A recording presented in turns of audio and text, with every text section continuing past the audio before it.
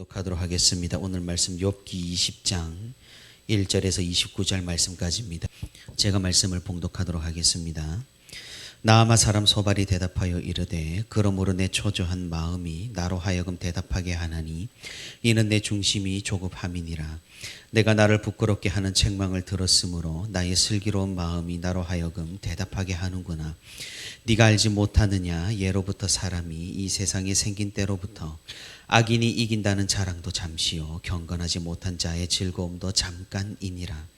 그 존귀함이 하늘에 닿고 그 머리가 구름에 미칠지라도 자기의 똥처럼 영원히 망할 것이라. 그를 본 자가 이르기를 그가 어디 있느냐 하리라. 그는 꿈같이 지나가니 다시 찾을 수 없을 것이요 밤에 보이는 환상처럼 사라지리라. 그를 본 눈이 다시 그를 보지 못할 것이요 그의 처소도 다시 그를 보지 못할 것이며 그의 아들들은 가난한 자에게 은혜를 구하겠고 그도 얻은 재물을 자기 손으로 도로 줄 것이며 그의 귀골이 청년같이 강장하나 그의 그 기세가 그와 함께 흙에 누우리라.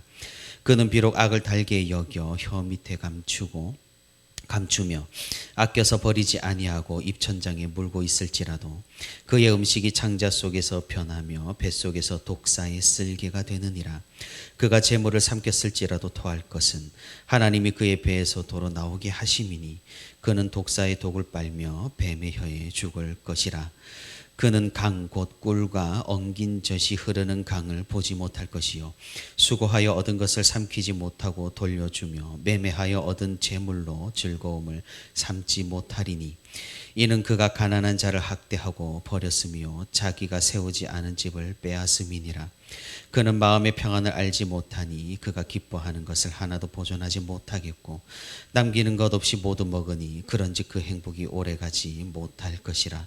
풍족할 때에도 괴로움이 이르니니 모든 재난을 주는 자의 손이 그에게 임하리라. 그가 배를 불리려 할 때에 하나님이 맹렬한 진노를 내리시리니 음식을 먹을 때에 그의 위에 비같이 쏟으시리라. 그가 철병기를 피할 때에는 놋 화살을 쏘아 꿰뚫을 것이요 몸에서 그의 화살을 빼낸 즉 번쩍번쩍하는 촉이 그의 쓸개에서 나오고 큰 두려움이 그에게 닥치느니라. 큰 어둠이 그를 위하여 예비되어 있고 사람이 피우지 않은 불이 그를 멸하며 그 장막에 남은 것을 해치리라. 하늘이 그의 죄악을 드러낼 것이요 땅이 그를 대항하여 일어날 것인즉 그의 가산이 떠나가며 하나님의 진노의 날에 끌려가리라. 이는 악인이 하나님께 받을 분기시요 하나님이 그에게 정하신 기업이니라. 아멘. 오늘도 이렇게 새벽의 시간에 하나님과 동행하기 위해 새벽기도의 자리에 나온 우리 모든 성도 여러분 진심으로 환영하고 또 축복합니다. 우리 함께 말씀 듣는 가운데 말씀 붙들고 기도하는 가운데 하나님의 크신 은혜와 위로가 풍성히 있기를 주님의 이름으로 소망합니다.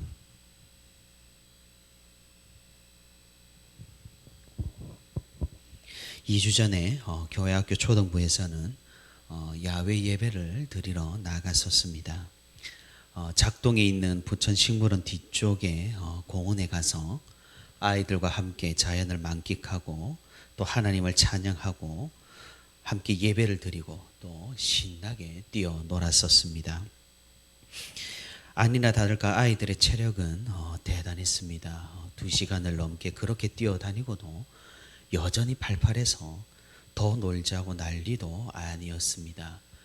그때 뒤에 일정으로 장례 예배가 있었기 때문에 우리가 조금은 빨리 마칠 수밖에 없었습니다.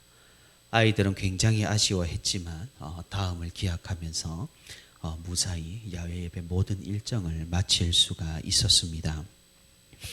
그때 제가 아이들에게 자연에 나가서 또 그 자연을 보여주면서 이런 설교를 했습니다. 지금 우리가 눈으로 보는 이 자연은 너무나 아름답다. 하지만 우리가 이 자연을 더욱 가까이 자세히 들여다본다면 아름답다라는 이야기가 쏙 들어가고 이야기가 많이 달라진다. 지금도 이 자연에는 전쟁이 일어나고 있다. 살아남기 위한 전쟁, 적자 생존.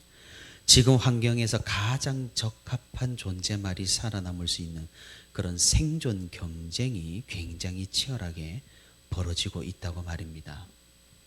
서로 먹고 먹히고 서로를 밟고 올라서고 자연이 지금 그런 상태에 있다. 우리 인간 사회도 마찬가지다. 하지만 하나님께서 창조하신 세상은 원래 이러지 않았다. 이사야 선지자가 말했듯이 하나님께서 창조하신 본래 자연은 적자 생존이 아니라 평화와 공존 그리고 기쁨의 세상이다. 죄악이 이 세상에 들어왔기 때문에 지금 이 모습인 거다.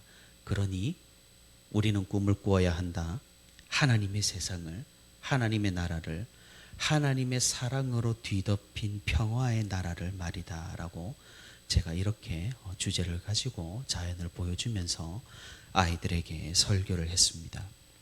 아이들은 의외로 눈을 반짝이면서 잘 들었었고 같이 기도하는 시간에도 열심히 두 손을 모으고 기도를 했습니다. 물론 제 설교가 좋아서 그리 했는지 아니면 뒤에 있을 노는 일정들 때문에 더 집중을 했는지는 모르겠습니다만 아무튼 굉장히 알차고 좋은 시간이었던 것으로 저는 기억을 합니다. 정말 그렇습니다. 지금 이 세상은 죄악이 들어와서 모든 것을 오염시켰습니다.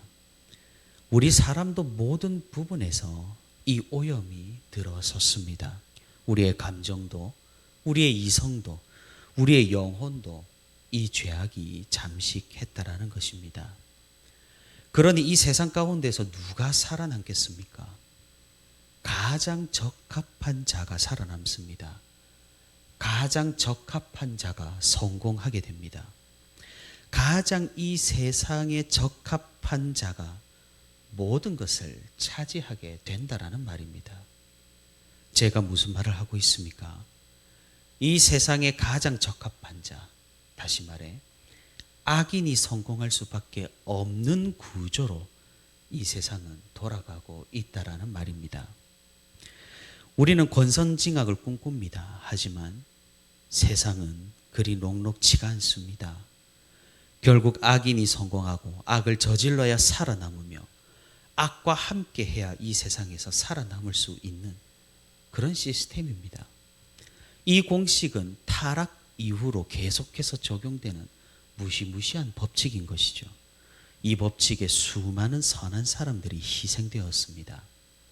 하나님을 모르는 자들이 하나님을 믿는 자를 핍박했습니다. 사람들은 깨달았던 것이죠. 이 세상 편하게 살아가려면 하나님을 멀리해야 한다라고 말입니다. 우리의 문명이 발달하고 과학이 진보를 했지만 여전히 이 법칙은 유효합니다.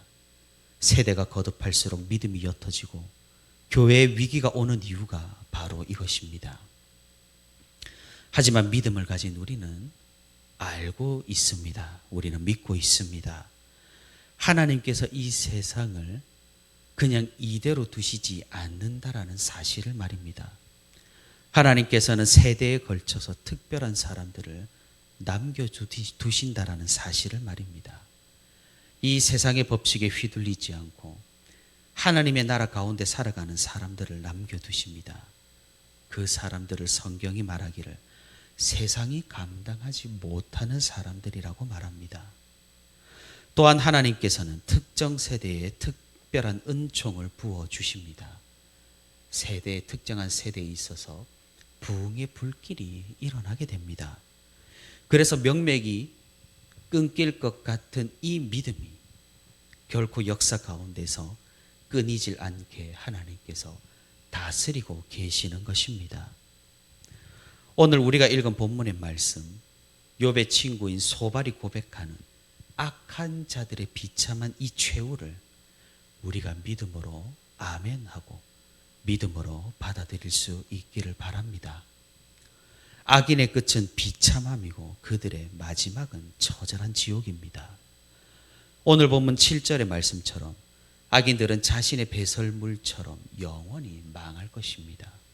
12절의 말씀처럼 지금은 악인들이 악한 일을 달게 여기고 그 이익을 꿀처럼 삼길지라도 결국 그것은 마지막에 그들에게 영원한 죽음이 되어서 되돌아갈 것입니다.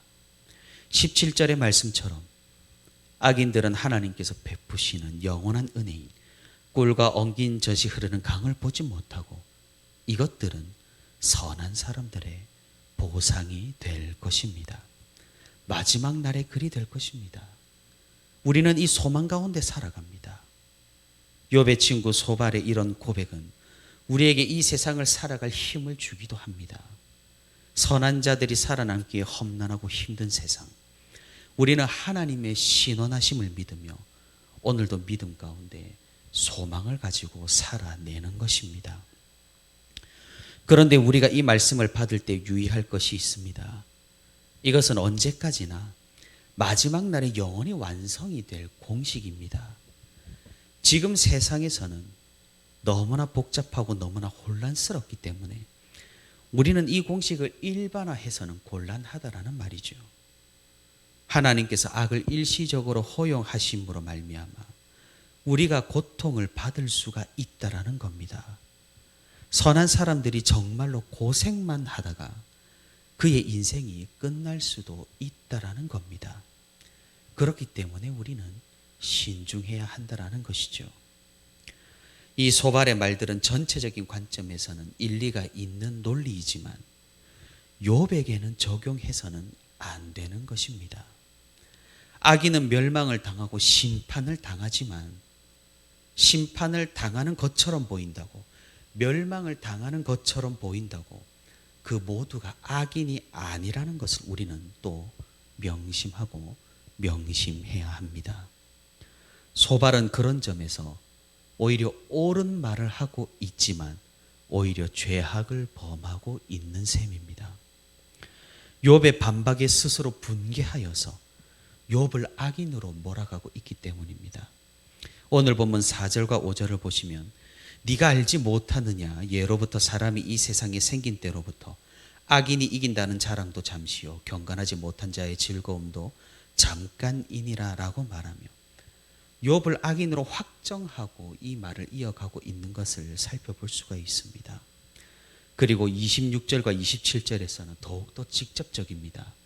큰 어둠이 그를 위하여 예비되어 있고 사람이 피우지 않은 불이 그를 멸하며 그의 장막에 남은 것을 해치리라. 하늘이 그의 죄악을 드러낼 것이요 땅이 그를 대항하여 일어날 것인즉. 사람이 피우지 않는 불이 무엇입니까? 이것은 욥기 1장 16절에서 욥이 재난을 당한 하나님의 불을 연상시키는 것이죠. 하늘이 그의 죄악을 드러내고 땅이 그를 대항하여 일어날 것이라는 소발의 주장을 욥이 어떤 죄를 저질렀는지 알지는 못하지만 지금 그의 상황이 악인이라는 것을 분명히 증명한다라고 주장하고 있는 겁니다.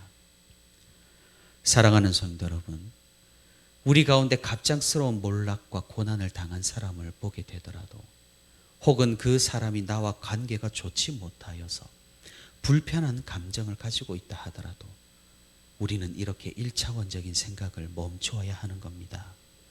한 사람의 순간을 보고 그 사람의 전부로 여겨서는 곤란하다라는 말입니다. 우리가 악인의 최후에 대해서 오늘 본문과 같이 고백하는 것은 바람직하나 이런 고백을 모든 사람에게 무차별적으로 적용하는 것은 매우 위험할 수 있다라는 겁니다. 사랑하는 성도 여러분, 우리가 하나님을 더욱 잘 이해할 수 있기를 바랍니다.